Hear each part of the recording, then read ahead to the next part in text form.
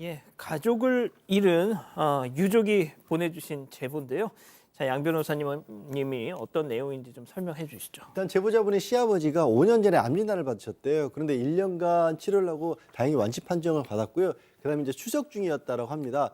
그런데 이제 두 분 제보자 시아버지가 암을 앓고 계셨을 때는 제보자 부부랑 같이 사셨는데 나으신 다음에는 혼자 익숙한 집에서 사시는 게 더 편하다고 이제 따로 지내게 됐다라는 거예요.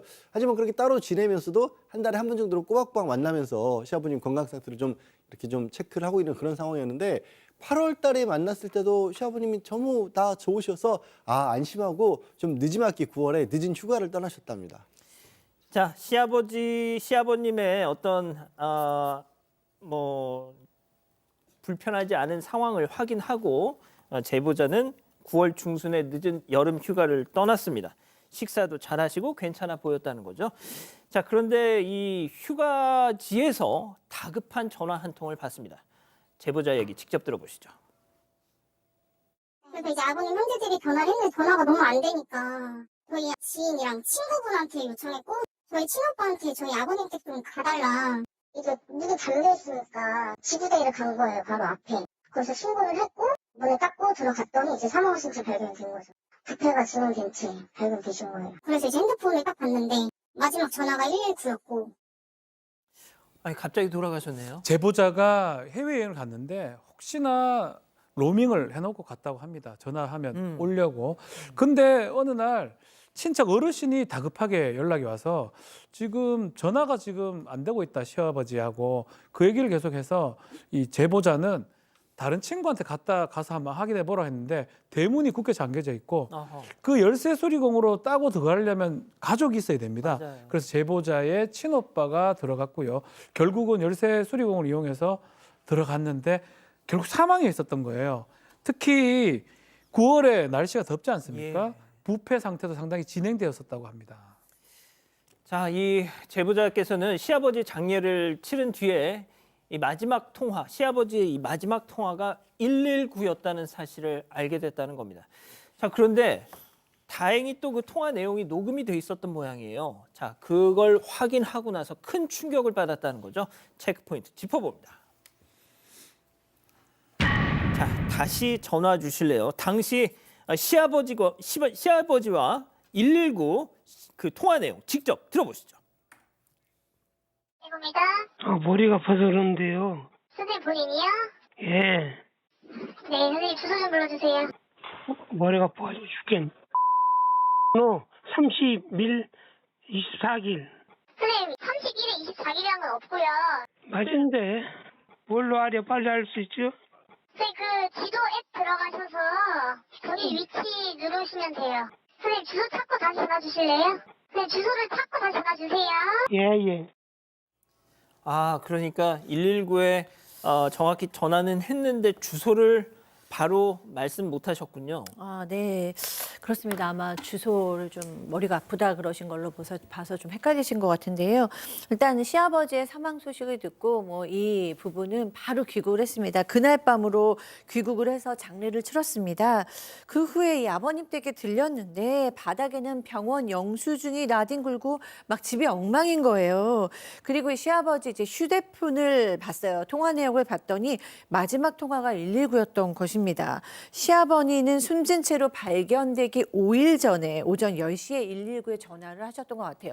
그 후에 온 전화는 못 받았으니까 아마 그 사이에 사망하신 것으로 추정이 되는 건데요.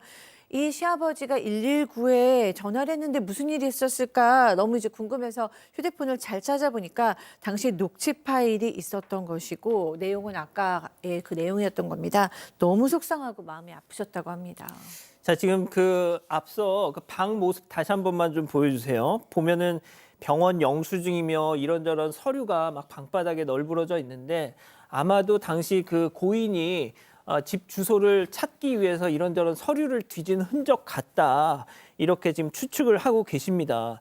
자, 유족 입장에선 119에 신고까지 했는데 왜 우리 아버님이 저렇게 됐을까라는 좀 답답함이 있을 수 있잖아요. 네, 맞습니다. 특히 119 대처에 아쉬웠던 부분이 있었다라고 전달을 주셨는데요. 여러 부분에서 아쉬운 점이 있었다고 토로했습니다. 자, 일단 시아버지가 이 도로명 주소를 헷갈려서 잘못된 주소를 부르고 이후에도 좀 허둥지둥 하셨었을 때 이 상담원이 지도 앱을 켜서 본인 위치를 확인해 달라고 대처한 부분을 먼저 짚었습니다. 70대 노인이 119에 신고할 정도로 아픈데 어떻게 지도 앱으로 본인 위치를 확인할 수가 있었겠냐는 겁니다. 또 시아버지가 알려준 31길 24는 없는 주소였고 실제 주소가 24길 31이었대요. 그런데 이 도로명 주소 검색하는 사이트에 잘못 알려준 주소를 검색을 하면 유사한 주소란에 실제 주소가 뜬다고 합니다. 그래서 제보자는 시아버지 집 근처에 지구대도 있고 상담원이 주변 환경에 대해서 좀 물어보기만 했어도 목숨을 건지실 수 있지 않았을까 아쉬움이 남는다고 전했습니다. 또 결국 주소를 말하지 못한 채로 통화가 종료됐는데 콜백도 없었고 또 관할 소방서의 접수조차 되지 않은 점도 아쉽다고 덧붙였습니다. 결국 시아버지는 집 주소를 확인하기 위해서 각종 서류를 뒤지다가 119에 다시 전화를 걸지 못했고 사망한 채로 발견이 됐습니다. 방금 김하은 아나운서가 얘기를 했지만 보통 이런 경우에 다시 119에서 콜백을 한다고 해요. 근데 이제 유족 입장에서는 저희가 뭐 119를 막 비판하기 위해서 그냥 무작정 뭐 비난하기 위해서 드린 말씀이 아니고 콜백을 하는 경우가 있기도 한데 이 경우는 그런 게 없었다. 뭐 이런 지적이거든요. 그래서 제작진이 어떻게 된 건지 어떤 입장인지를 또 서울 종합방지센터에 직접 연락을 해봤는데 그렇게 대답을 했어요. 다시 아까 들으셨지만 다시 전화 주실래요? 라고 물어보니까 네네 하고 끝났기 때문에 이게 정상적으로 통화가 종료됐다라고 판단을 했고 주소를 확인한 다음에 다시 전화를 할 거라고 생각해서 따로 콜백 그러니까 확인 전화를 하지 않았다라는 겁니다. 보통 콜백을 하는 경우가 통화를 하고 있는데 뭐 주변에서 뭐 비명 소리가 들린다거나 아니면 비정상적으로 다급하게 전화를 끊는다거나 이런 상황이면 다시 연락을 하지만 이 통화는 이제 방지센터 입장에서 봤을 때는 정상적으로 종료된 전화로 그렇게 처리했던 겁니다. 그리고 또 이제 특히나 고인이 머리가 아픈 분이었기 때문에 유족들 입장에서는 그 와중에 무슨 지도 앱을 켜고 뭐 이럴 정신이 없으셨을 거다 이렇게 또 안타까워하고 계시는 거고요. 예, 알겠습니다. 좀 정말 결과적으로 이렇게 고인이 되신 탓에 정말 좀 이건 안타깝네요. 예. 여러분과 함께 울고 함께 분노하겠습니다. 지금 사건 반장에 제보하십시오.